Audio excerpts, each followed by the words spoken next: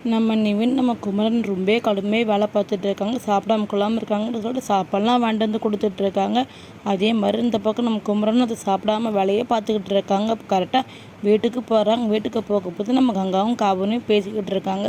இந்த மாதிரிலாம் துணி வாங்கணும், அது மட்டும் இல்லாமல் நல்லா சீப்பாக ரேட்டாகவும் இருக்கணும், மாமா கஷ்டப்படுறாரு அப்படி சொல்லிட்டு இருக்காங்க. அப்புறம் நம்ம கங்கா சொல்கிறாங்க, ஆமாம் நீ சொல்கிறது கரெக்டு தான், கூட்டம் இல்லாமல் இருக்கணும், நம்ம 2 பேரும் நிற்க முடியாதுல்ல அப்படி சொல்லிட்டு இருக்காங்க. அப்போ டி நகர் போயிடலாமா அப்படி சொல்லிட்டு கங்கா கேட்கவே நம்ம காவடி சொல்கிறாங்க, இல்லைக்கா விஜயன் ஒரு இடத்துக்கு கடையில் கூட்டிகிட்டு போனார், அப்போ நல்லா கிராண்டாக இருந்துச்சு, அது மட்டும் இல்லாமல் நல்லா விலையும் கம்மியாக இருந்துச்சுக்கா அப்படி சொல்கிறாங்க. இதை கேட்டோன்னு நம்ம கங்கா, இல்லடி விலை அதிகமாக இருந்துச்சுன்னு சமாளிக்க முடியாது பார்த்துக்கா அப்படி சொல்கிறாங்க. உடனே நம்ம சாரதா அதெல்லாம் பார்த்துக்கலாம் வா போகலாம் அப்படி சொல்லி கூப்பிட்டு இருக்காங்க. இங்கே இருங்கம்மா குமரன் மாமா வந்துட்டா சேர்ந்து போயிடலாம் அப்படி சொல்லிட்டு இருக்காங்க கங்கா. ஆனால் அதே நேரத்தில் கரெக்டாக குமரனும் வந்து நிற்கிறாங்க. அப்போ வந்தோன்னே ரொம்ப டயர்டாக வந்து நிற்கிறாங்க. இதை பார்த்தோன்னே கங்கா வந்து கேட்குறாங்க, என்னங்க கொஞ்ச நேரம் கூட வீட்டில் இருக்கவே மாட்டீங்களா, அது மட்டும் இல்லாமல் என் நினப்பு இருக்கா இல்லையா, நாளைக்கு நம்மளுக்கு வளகாப்பு இருக்குது, கொஞ்சம் மட்டும் நினப்போட இருக்கீங்களா இல்லையா சொல்லிட்டு ரொம்ப கோவமாக புரிஞ்சு விழுறாங்க. இதெல்லாம் பார்த்து நம்ம சாரதாக்கு ரொம்ப கோவருது.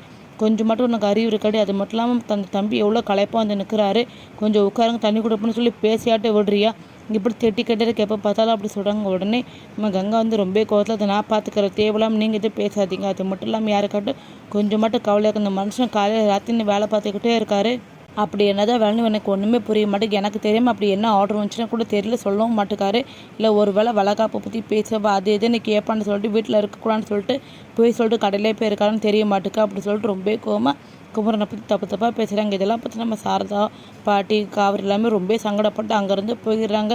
இப்போ குமரோட முகமே மாறிடுது. அது மட்டும் இல்லாமல் கங்கா கேட்குறாங்க, என்னங்க நான் நினைக்கிறது கரெக்டாக இருக்குது, அது மட்டும் இல்லாமல் நீங்கள் நான் வளகாப்பை பற்றி அது எதுன்னு பேசுவேன்னு சொல்லிட்டு தானே இங்கேருந்து தப்பிச்சா போகுது அப்படி சொல்லிட்டு வேலைக்குன்னு போய் சொல்லிட்டு கடையில் போய் உட்காந்துக்கிறீங்க, எனக்கு எல்லாமே தெரியும், அது மட்டும் இல்லாமல் இப்போ என்ன கடையில் போய் துணியெல்லாம் வாங்கணும் அந்த நினைப்பாடு உங்களுக்கு இருக்கா, என்னோட நினப்பு கொஞ்சம் கூட கிடையாது, இப்போ நம்மளுக்கு குழந்தை வந்து பிறக்க போது அந்த நிலமையில இப்போ எப்படி இந்த குழந்தைய வளர்க்க போகிறோன்னு தெரில, அது மட்டும் இல்லாமல் இப்படி கஷ்டப்பட வேண்டியது நிலமை இந்த மாதிரி ஆகி போயிட்டு அப்படி சொல்லிட்டு ரொம்ப கோவமாக நம்ம கங்கா வந்து குமரனப்பா திட்டிக்கிட்டே இருக்காங்க. நம்ம குமரன் அப்படியே வாயே பேசாமல் அப்படியே அமைதியாக நிற்கிறாங்க.